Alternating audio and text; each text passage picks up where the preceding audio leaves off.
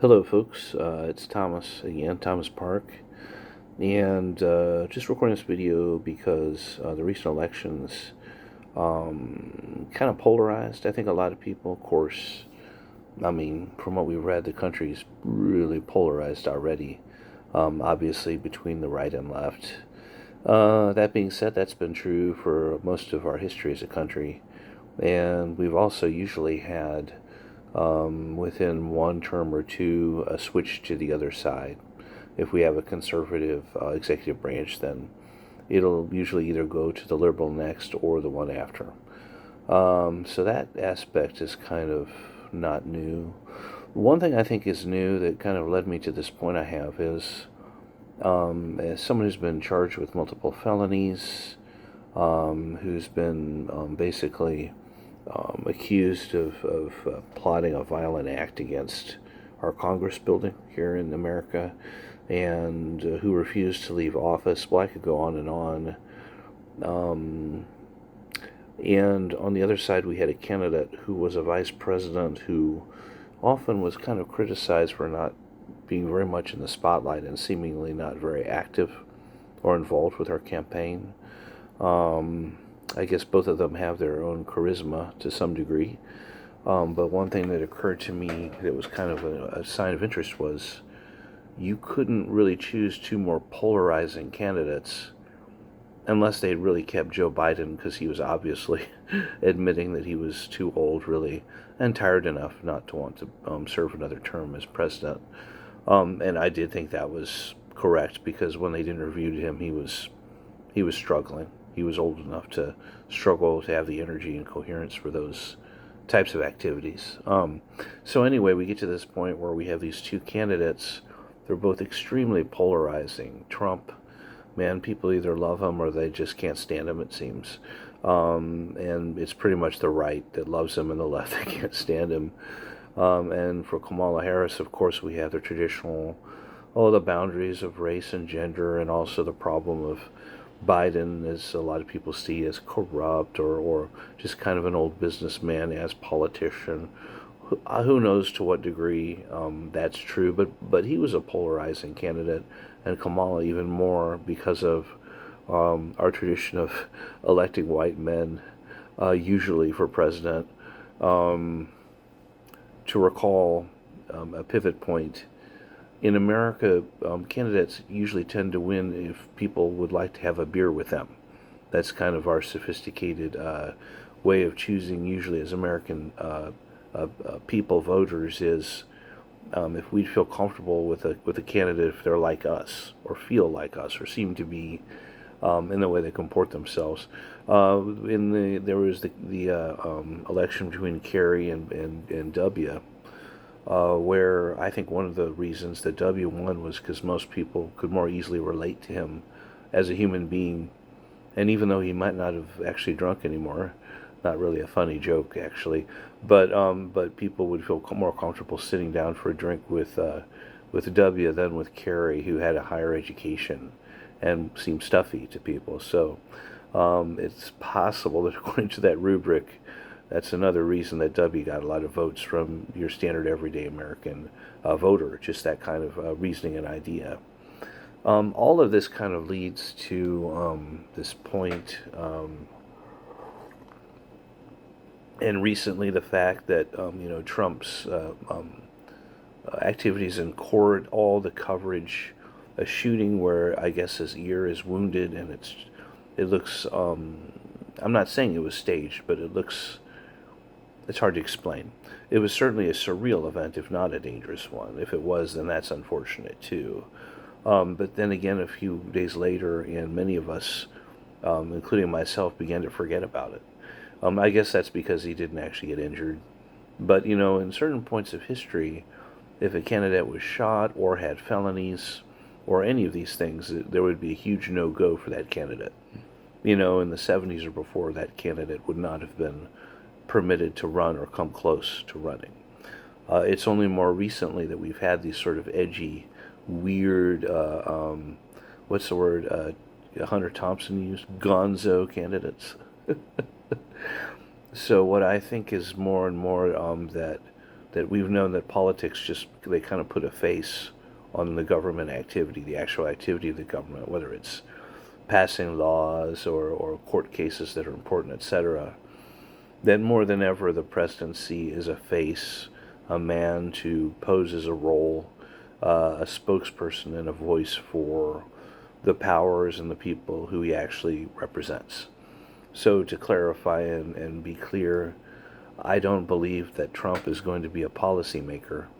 I think that what he is someone who acts out a certain role, and his placement in the White House allows him to use the powers vested in him, probably at the command of others or instruction, to further the aims of other people that are not him. Trump is he's a face for other people. And the other people seem to be in part the conservatives who are more entrenched in this country. A lot of them still seem to be kind of raw from being accused of racism, they feel, by the more extreme liberals through a series of events that were really very unrelated to all of this, where African Americans and others were trying to remind people that Black Lives Matter, that police should not beat up or kill people. That all seems very sensible, but on a larger political spectrum, those are really things that should involve police policy, and they did to some degree, and I hope the police continue to think about de-escalation, and were asked to do so. But you can see how more local and specific these events are. In terms of global national issues themselves, the conservatives and the more entrenched people and the rural people took offense and were upset by these gatherings that the more liberal people had, and became actually very quietly incensed and defensive and angry. I think a lot of them. Some of them may even had their kids come after them and criticize them for not being more sensitive on the race issue, etc. And there was a tremendous pushback, which I was not expecting, which I think involved the original election of Trump. My theory about Trump is he's a very polarizing figure. He's not a sincere politician, but what he could do is do things to annoy and bother liberals and give the people who are offended a chance to kick progressives back in the butt or wherever for waving the race flag at them. And I honestly think that a lot of what we're seeing is, again, a form of theater where Trump is representing certain people. People said that in his first term, Trump would have these ideas, and his handlers, his people, would not allow him to say them. He actually had an idea before its time of getting out of Afghanistan, which seemed very sensible. I think the story was he woke up one morning and realized how much money we were wasting by remaining in Afghanistan at the time. So apparently his handlers, his people, heard that he was going to talk about getting out of Afghanistan, and they had to hush him up and tell him not to do it, which gives you a sense that he's not in control of policy, and he doesn't make decisions for the country. It's the people behind him who he's trying to give a voice to. They are the people who make the decisions, not Trump. It's quite possible that it's like his cabinet or others of his handlers, etc., who are telling him what to say and giving tips for the policy, and that's the stuff that's going to happen, not Trump's ideas. If you're afraid of Donald Trump, you can be afraid of him, but he's basically a face man. As president, clearly an actor and not a policymaker, and not much of a thinker. He's this guy whose personality, I guess you either love or hate. He's a very polarizing man. But I don't know. I mean, the power he has is mainly through his image, I think. But he does not. He's not really a politician, I think, himself at all.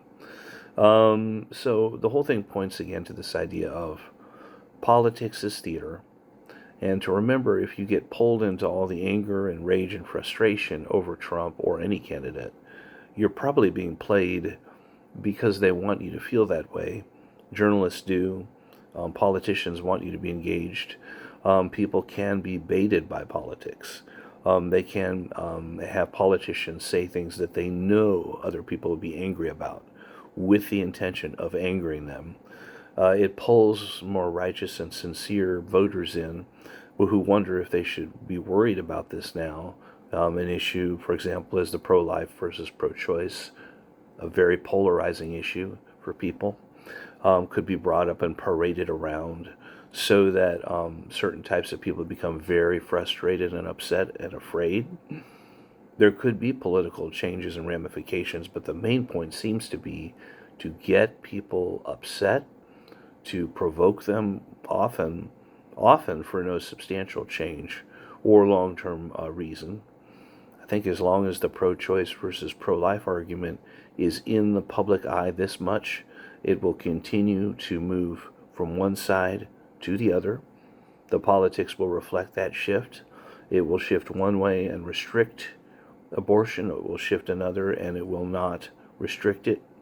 And it's just going to go on until people can successfully have the thing settle one side or the other and then get out of the public eye. As long as that's a hot political topic, it's going to be used to polarize people. It's going to be used to empower or disempower politicians. But mainly just remember, you have every right to your beliefs. You should keep them. You should believe in them.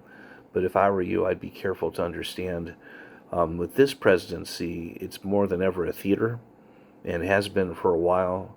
And when you're talking about a theater like politics, a tone and a sense of proportion is important. That if you get yourself pulled into this kind of thing and allow yourself to be angry and baited, it's going to be frustrating.